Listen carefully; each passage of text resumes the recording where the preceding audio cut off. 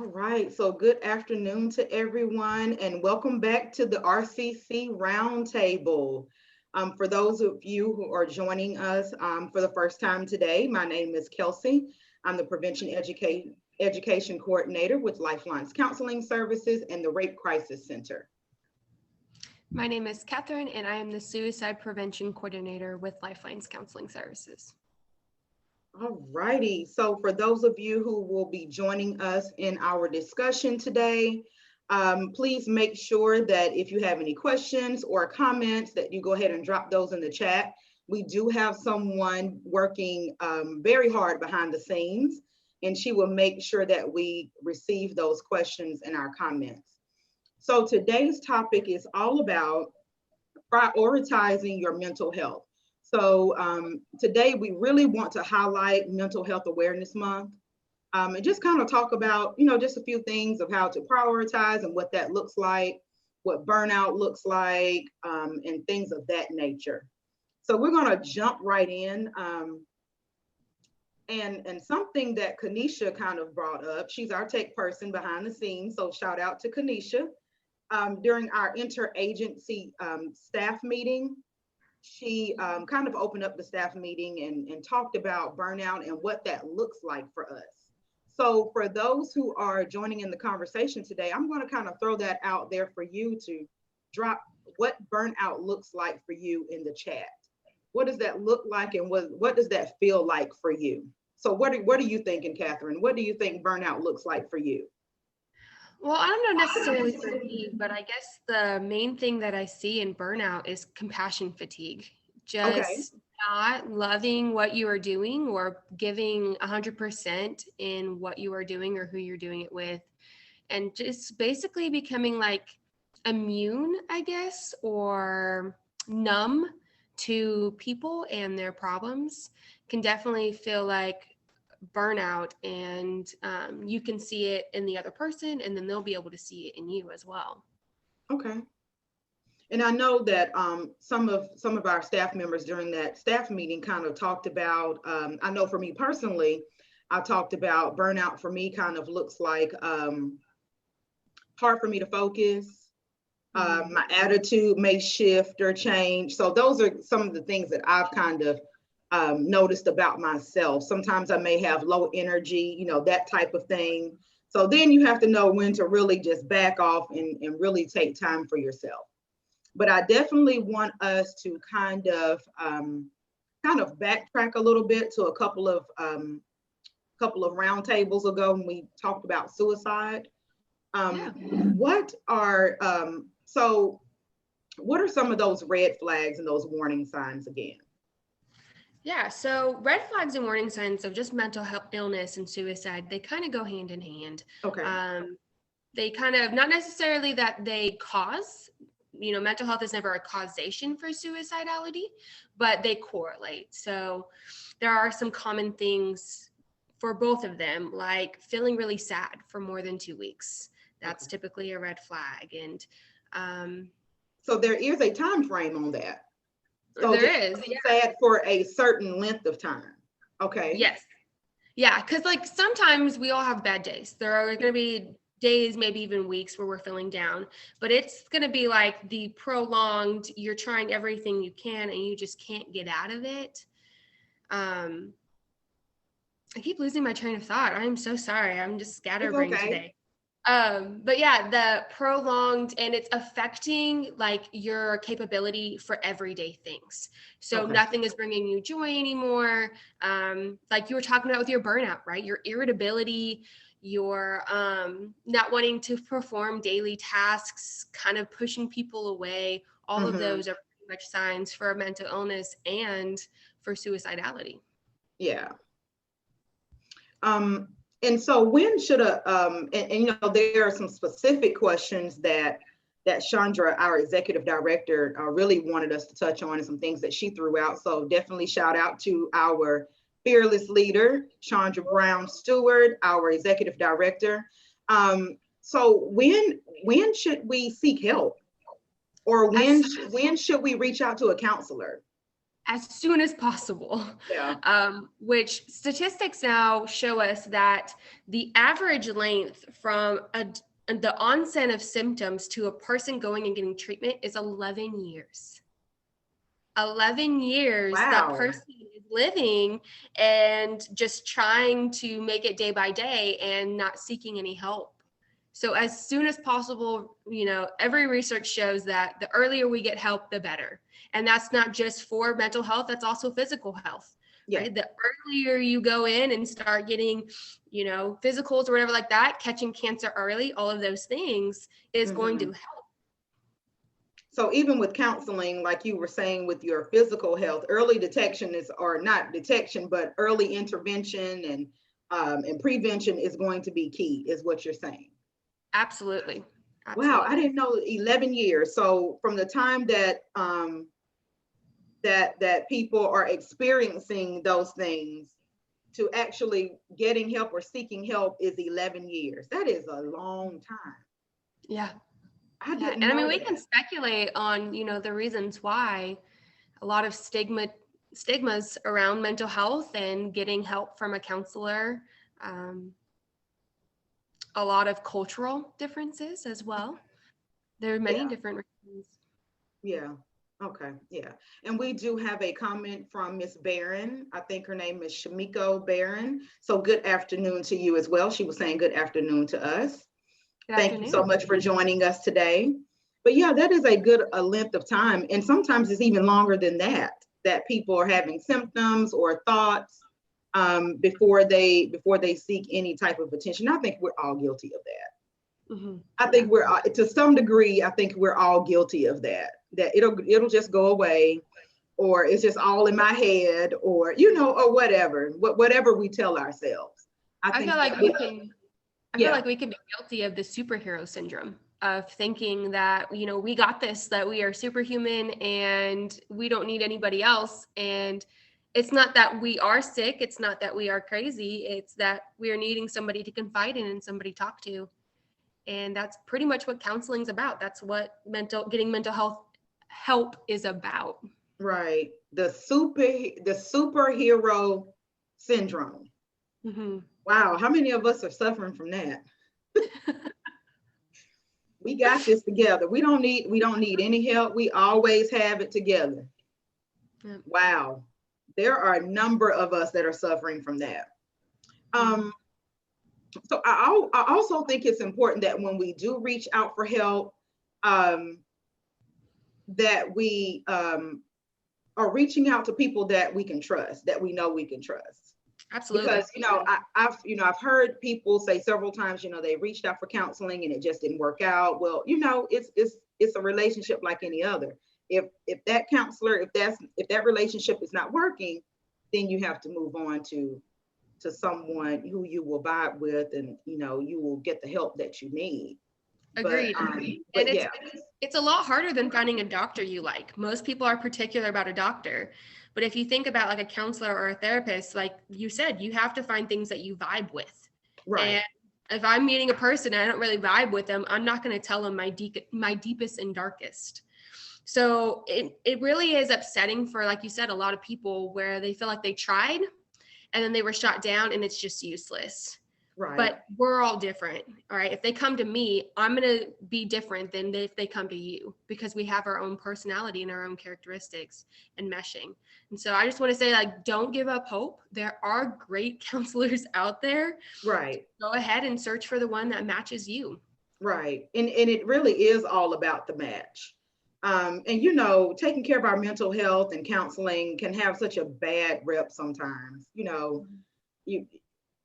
all of these different things culturally, environmental, things that we've been told, what goes on in this house stays in this house. You don't tell your business, all of these things. But, and we said in so many different roundtables that these things are killing us mentally, physically, emotionally, psychologically, spiritually. It's killing us. Right. So I think it's time to kind of do away. Well, it's not kind of time. It is time to do away with those things. And let's get on board with prioritizing our mental health. But what does that look like? What does prioritizing our mental health, what does that look like? And is it going to look like, is there a model picture? Is it going to look the same for everyone? It's definitely not going to look the same for everyone. No. No. I mean, even just you and I, you like to do Zumba. And I'm like, no, thank you. Exercise is not my thing. Right. So especially dance, like it's just not. Right. So our mental health is going to look different for everybody. For some people, the exercise does help with mental health. And I mean, we can go over tons of different things, mentally, spiritually, anything, books, and it's going to be different. It's what you like. It's what brings you peace, I guess, and can take you out of your situation and bring you somewhere else for a moment. Yeah, I totally agree with that. And I'm gonna kind of come back to that and talk about some different examples of self-care. And we've kind of already hit on that. But what happens when we choose not to prioritize our mental health? What happens when we do not put it at the top of the list, when we don't take time out for it? What does that look like for us? I think for some of us, it's pretty detrimental. Yeah. There's the cliche saying that, I mean, I'm pretty sure everyone has already heard, but like, you can't pour from an empty cup. Mm-hmm. And if you think about it, yes, like you can't pour from an empty cup. And so you should fill up that cup, but you shouldn't fill up that cup to continue to pour. You should fill up that cup so that way you are helping yourself first. And if you don't, I mean, you're going to see it in every aspect of your life. Like we talked about earlier with the burnout, you're going to see it at work. You're going to see it in your relationships at home or your friends, in every area. And it's just kind of going to slowly drain you, I guess. Yeah. Yeah, totally. In every area of your life. It's not just work, it's school, it's, your friendships, your romantic relationships. All of it is going to be affected if you do not prioritize it. It's just going to crumble, basically. Yeah. Because it's going to happen. And there's a book that we have in our office, The Body Keeps Score. Yes. And pretty much it's all about trauma and, how that affects every area of your life, even physically. And when we don't prioritize ourselves, it kind of just, it happens without our control. It happens with, just unexpectedly. And I just think it's something that we all need to work on, especially for those of us who have just so much going on all the time. Yeah. I think it's especially important, and don't feel guilty for putting yourself first. I think that's something else that people deal with. That's a huge one I hear, is that they feel like they're being selfish, or even boundaries or anything like that, saying no. I'm a recovering people pleaser. Like, I've had to start telling people how to say, like, for myself, tell them no. Right. And that is my self-care. Like we talked about earlier, that is me putting up those boundaries and saying, there's only so much that I can give until I need to fill myself up. That's right. And I'm glad you said that, because that was going to be kind of my next question. How do we practice self-care? And not necessarily, like Chandra has already stated, not necessarily like massages and things of that nature, but like you said, boundaries. Mm-hmm. How many of us do not create those boundaries and not make those boundaries clear? And boundaries, like you said, a recovering people pleaser. Yeah. Being able to tell people no. Not answering every time they call or every time they text you. Mm-hmm. Just not being available all the time for certain people. So I think that is very, very important, and not spreading yourself so thin. Don't say yes to every commitment. Right. So I think that is very, very important. All right. We have another comment from Miss Barron. She said, self-care is a must. Absolutely. Yeah. And, if we're looking at everything that is going on in the world around us, I think this is, a good time as any to start really thinking about that. If we have never practiced self-care in the past, I think now is a really good time to start. Yeah. And Yeah. I may sound crazy and I may have like different opinions than other people, but I was telling my husband a couple days ago, I was telling him that COVID was actually one of like the best things that happened to me personally, Mm-hmm. because I was able to learn how to do self-care, and Yeah. I was able to get outside the house and walk around and learn how to paint, and I'm crocheting and I'm doing all of these things that I never knew how to do before. And I think that's all like COVID. Like, I mean, eventually I think I would get there, but COVID was definitely like, stop, wait, this is Yeah. what you need to focus on. Yeah. Yeah. And I'm hoping that most people have gotten that message. Yeah. There was a very clear message when everything shut down. Like, this is your time to reconnect with people that you have maybe lost touch with. Reconnect with the people that you live with. I mean, there are people that we live with every day that we have lost touch with, we have lost connection with. And Absolutely. so I think there was a clear message across the board that this is your time. This is your time to try, at least begin to get it together. And we have another comment from Miss Stephanie Gonzalez. She said, healthy communication. Yes. Healthy communication. Yeah, absolutely. It's a Yeah. foundation. Yeah. Oh, absolutely. And especially when we're talking about boundaries, people can't read your mind. You have to actually communicate. You have to actually say something. Let that person know, that what you like, what you don't like, and things of that nature. So I think And yeah, go ahead, Catherine. and that can go back to mental health and suicide as well. Yeah, Like, people only know as much as you're telling. So if right. you're harboring these things, if you're dealing with stuff that is affecting your mental health, tell somebody, get some Yeah. help. They only know as much as you tell them. Yeah, absolutely. And I think when you get to the point where you realize that prioritizing your mental health should be at the top of your list, I think everybody around you is better for it. Mhm. Your significant other, your children, your friends, your coworkers, your quality of work. I think everything improves when we take time to take care of ourselves, because we're all guilty of not doing it, but it's definitely time that we start doing it and taking it seriously. Actually do what you say you're going to do for yourself. Don't say, I'm going to take myself out to lunch today, and then Susie calls and she needs some help doing something. It's okay if you tell Susie no. Speaking of Absolutely. lunch, actually Yeah. having lunch every day, I Right. think one of the Right. hardest ones, at least for our agency, is like going out and getting lunch. Right. Right. Stepping away from the phone, stepping away from the desk. And our coworker Ginger has dropped us a comment. Hey, Oh, Ginger. a question, actually, a question. So, what is a good first step for those who may need to begin self care or prioritizing their mental health? Ooh. So, what is a I, good first step, do you think, Catherine? I think it's writing it down. I think figuring out everything that you like to do or that you're wanting to achieve, writing it down, and then making those goals. Yeah, Like you said, we are so great at saying we're going to do this and we're going to do that. But when we have goals, when we yeah, set those small goals, not untangible goals, right? yeah, Small, tangible goals, then we're going to start making that first effort to do that. yeah.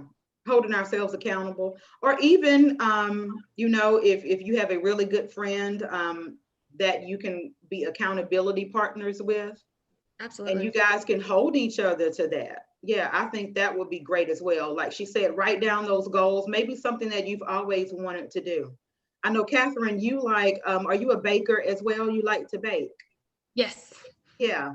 Go Tootie. Um, maybe you want to take a cooking class, Yeah, or maybe you want to learn how to swim. I mean, that might be small to some people, but it could be huge to someone else.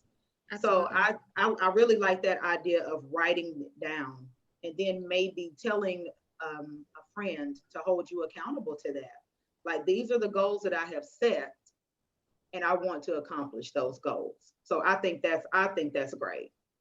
And So I I hope would that also gave you add, some ideas, Ginger. make it date specific, not Yeah, just like this year I'm going to do that. That's the whole problem with like New Year's goals, is that we never actually achieve them.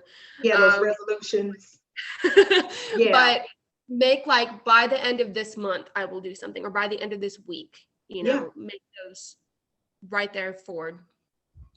I really like that. Yeah, because you've written it down, you know what it is. Um, it's attainable. It has a time frame. I think that is a really, really great idea as a first step to prioritizing your mental health and, just the things that you would like to do. Maybe you would like to travel. Yeah. Maybe you start somewhere close. Maybe you start New Orleans, Yeah. or maybe you start in Pensacola, or you start, just somewhere close around, and then you kind of venture out. So I think that is a really, really good idea. And it's not too overwhelming, shouldn't stress you out. So I think that's great. I think that's great.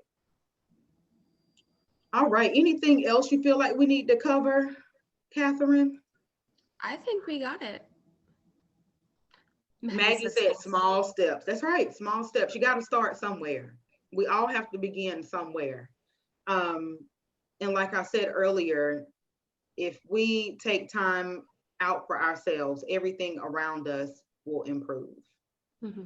Even your sleep habits will improve. Your stress level should go down. Just everything should around you, your relationships, everything should improve. But yes, baby steps. But give yourself that time. Pat yourself on the back for the things that you have accomplished. Yes, ma'am. Absolutely. And going back to that thing where like, our physical and our mental health are interconnected. Yes, They are not two separate things. Like you will see an effect if one of those are out. So. Yeah, and we have to pay attention. Pay attention to your body and what's going on, whether it's mentally or physically, psychologically. Just make sure that you're paying attention to you, because it's so easy for us to get wrapped up in, home or work, and we just lose sight of our health altogether. It's not selfish to put yourself at the top of the list. So let's all make that pact and make sure that we are paying attention to our bodies, that we're paying attention to everything that's going on around us, and that we're just becoming more aware and knowing when to stop, to breathe, and to ask for help. So I think that is the most important thing. Absolutely. Well, all right, Ms. Katherine, thank you so much for joining in this conversation with me today. And for those of you who are out there that are listening and that have engaged in the conversation today, we thank you for being here. So if you or if someone you know has been affected by any type of sexual violence, please know that that we are definitely here to support you. We believe you. So our 24/7 hotline number is 251-473-7273. So please do not hesitate to reach out if you have any questions, or if there's anything that we just kind of need to talk through. You have access to 24/7 advocacy. And Katherine, what is that National Suicide Hotline number? Wow, way to put me on the spot, Kelsey. I knew it was going to happen. I started like writing it in my head. It is 800-273-8255. Well, all right, ladies and gentlemen, everyone that is in our audience today, and for those of you who will view this RCC roundtable later, thank you so much for being a part of our community. We really, really appreciate it. All right, until next time, everybody take good care. Bye. Bye.